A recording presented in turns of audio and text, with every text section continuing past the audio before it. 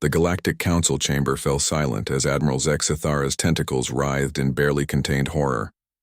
The holographic display showed the void spawn nest, a writhing mass of organic machinery that had consumed 3 star systems in the past cycle. The crimson death world pulsed with malevolent energy, its surface crawling with creatures that defied rational description. "The situation is clear," Zexithara's translator rendered her chittering into standard galactic.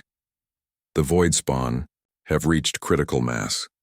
In 47 rotations, they will launch their next expansion wave. Conservative estimates suggest they will consume half the galaxy within a stellar year." Murmurs of despair echoed through the chamber. The Cathari delegate's crystalline form flickered with anxiety patterns. The Morganti ambassador's fur stood on end. Even the stoic Nexari shifted uncomfortably in their environmental suits. "There is one theoretical solution," continued Zexithara, her voice heavy with resignation. "A coordinated strike at the nest's core reactor.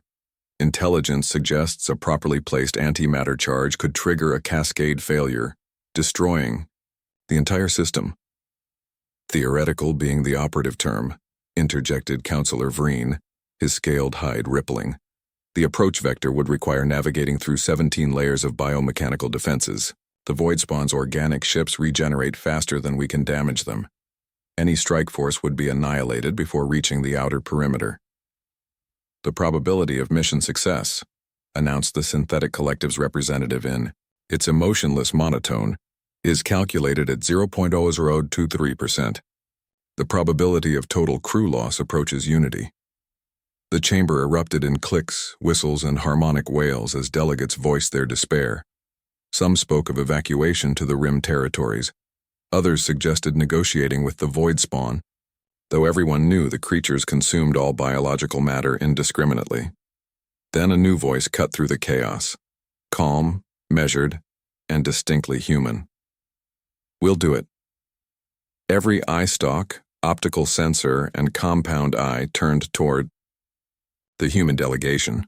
Captain Sarah Chen stood at the podium, her small frame dwarfed by the towering alien representatives around her. Behind her, Commander Jake Morrison and Lieutenant Maria Santos nodded in agreement. "Captain Chen," Zexithara's voice carried a note of what the translator rendered as confused concern. "Perhaps you misunderstood the parameters of the mission. The mathematical certainty of death approaches." "Tuesday," Chen interrupted, checking her chronometer. "Yeah, we heard you the first time."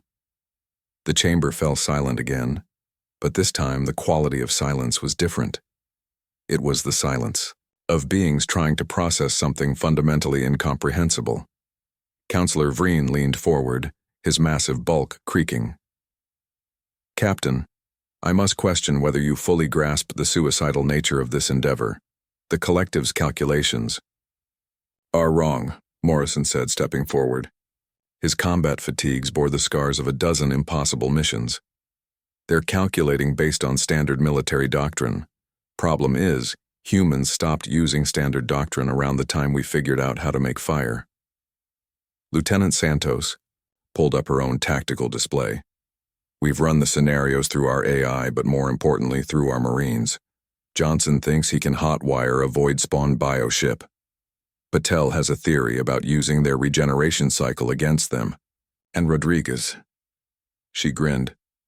"Rodriguez just wants to see if void spawn bleed." "This is madness," whispered the Cathari delegate, his crystalline form cycling through rapid color changes.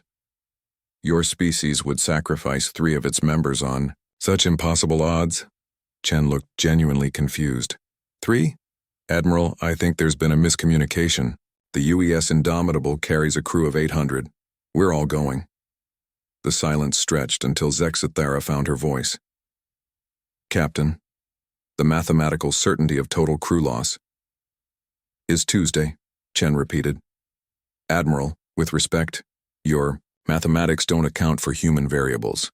We've been running impossible odds since we crawled out of our gravity well. The Covenant thought they had us calculated when they glassed Melbourne. The hegemony was certain of our defeat at Wolf 359. Hell, the Dominion had us figured for extinct after the Sol blockade.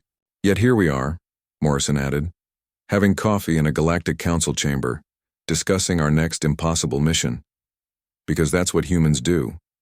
We take your mathematical certainty, and we make it irrelevant.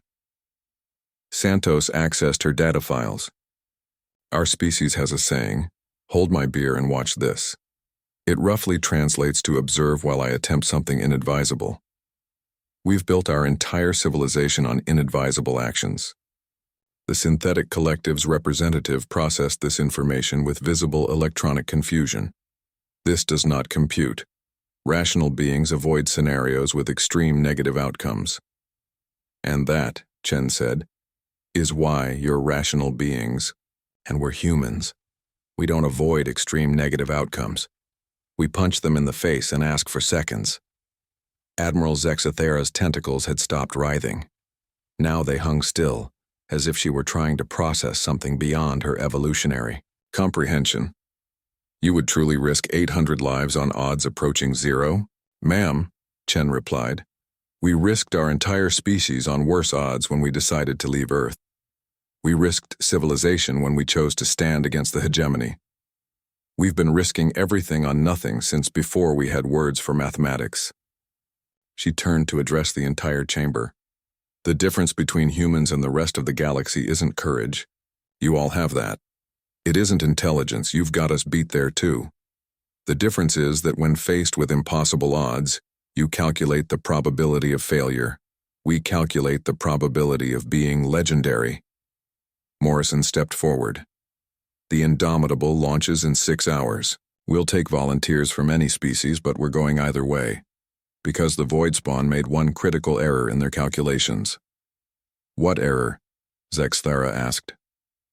Chen smiled, and for the first time since humanity had joined the Galactic Council, every alien in the chamber understood why their predecessors had fought so hard to keep humans contained to their home system. They picked a fight with humans on a Tuesday. The chamber erupted as delegates rushed to volunteer their finest warriors for humanity's latest inadvisable adventure. And in the chaos, none of them noticed the small smile on Admiral Zexathera's face as she quietly accessed the volunteer registry. After all, she had always wondered what it felt like to be legendary.